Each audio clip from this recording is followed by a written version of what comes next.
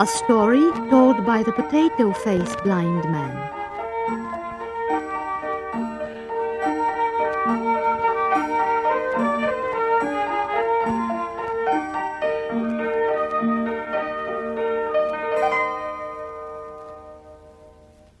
How deep red roses goes back and forth between the clock and the looking glass.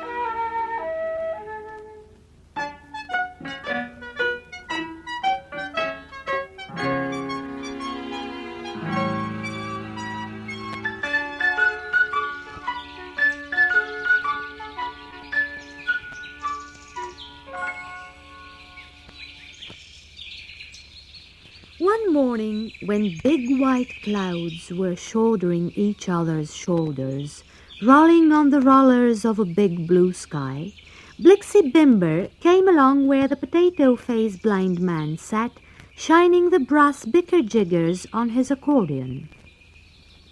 "Do you like to shine up the brass bicker-jiggers?"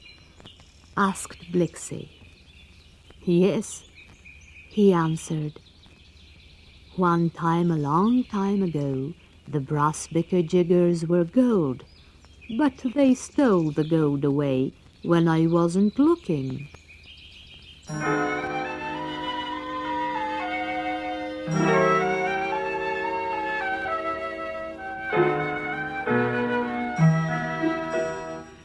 Long time ago, they stole away my gold. But why should I be angry? It is funny. My fingers feel the same, so I was told. Brass feels the same as gold. To me it's no money.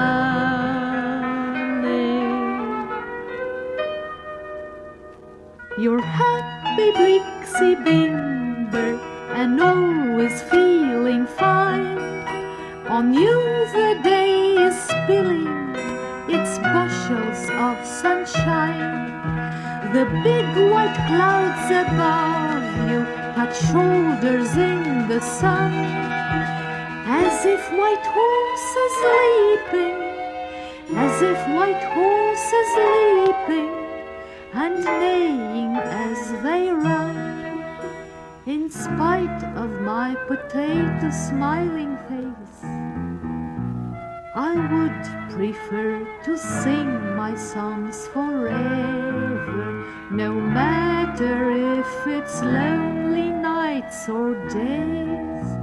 I'll sing to feel both happy, smart and clever. You're happy, Blixie Bimber, and always feeling fine. On you the day is spilling its bushels of sunshine. You'll hear my voice so charming, a melody so frail. Instead of empty chanting, instead of empty chanting, you listen to my tale.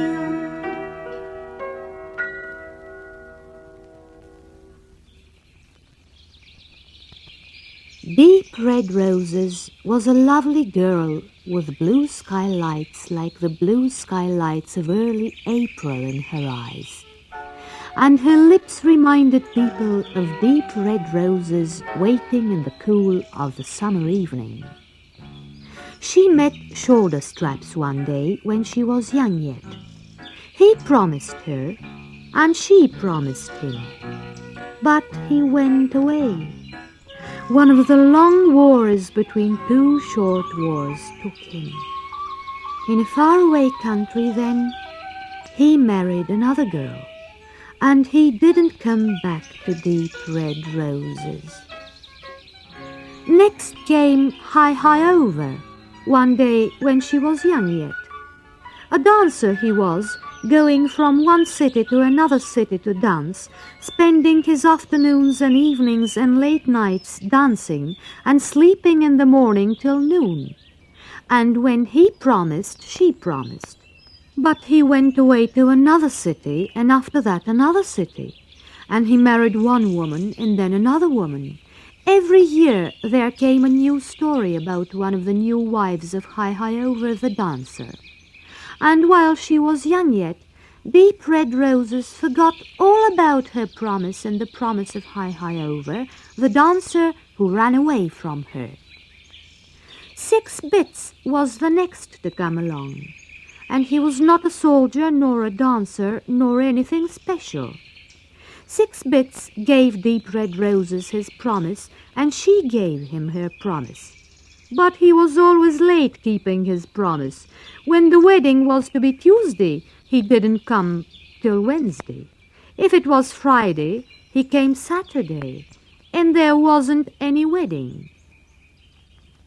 So Deep Red Roses said to herself, "I'm going away and learn.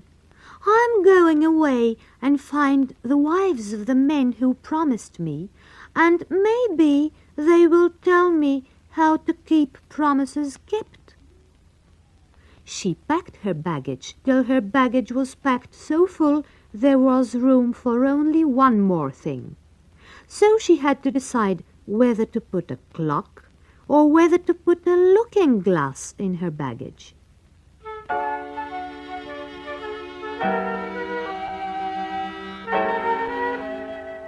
My head is telling not to be so broody, and take the clock and never be so moody. Look at the hands and quickly you'll manage to discover if you're late or early when going to a lover.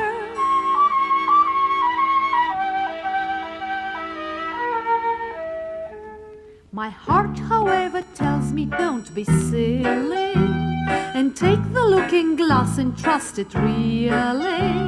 Look at the glass and quickly, no matter hot or colder, see if you're getting younger or terribly get older.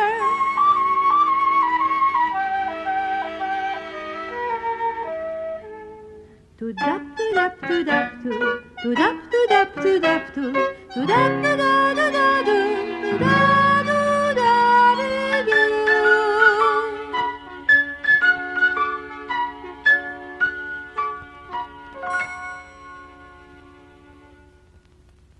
At last, she decided to take the clock and leave the looking glass, because her head said so.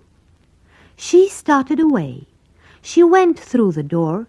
She was out of the house. She went to the street. She started up the street. Then her heart told her to go back and change the clock for the looking glass.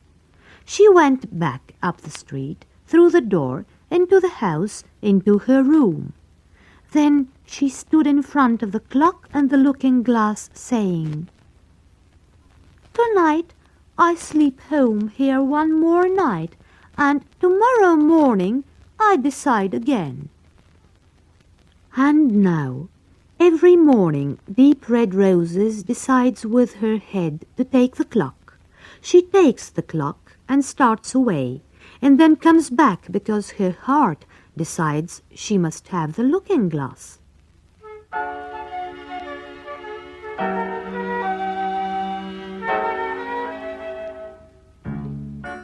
If you go to her house this morning, you will see her standing in the doorway with blue skylights like the blue sky of early April in her eyes, and lips that remind you of deep red roses in the cool of the evening in summer. You will see her leave the doorway and go out of the gate with the clock in her hands. Then, if you wait, you will see her come back through the gate, into the door, back to her room where she puts down the clock and takes up the looking glass. After that, she decides to wait until tomorrow morning to decide again what to decide. Her head tells her one thing, her heart tells her another. Sometimes she looks at her face in the looking-glass and says to herself, "I'm young yet, and while I'm young, I'm going to do my own deciding."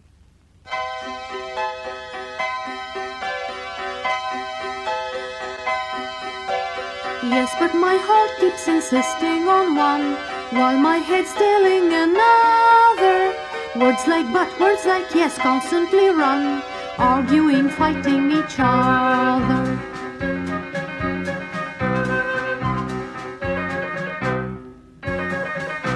Once I decide to do something and look, questions are ready to shower.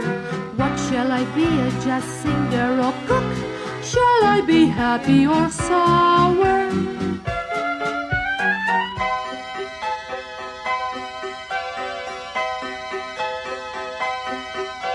Seems to be clear, but then it's a mess. All my balloons always bursting. Whether to put on my slacks or my dress, how to decide what's the first thing.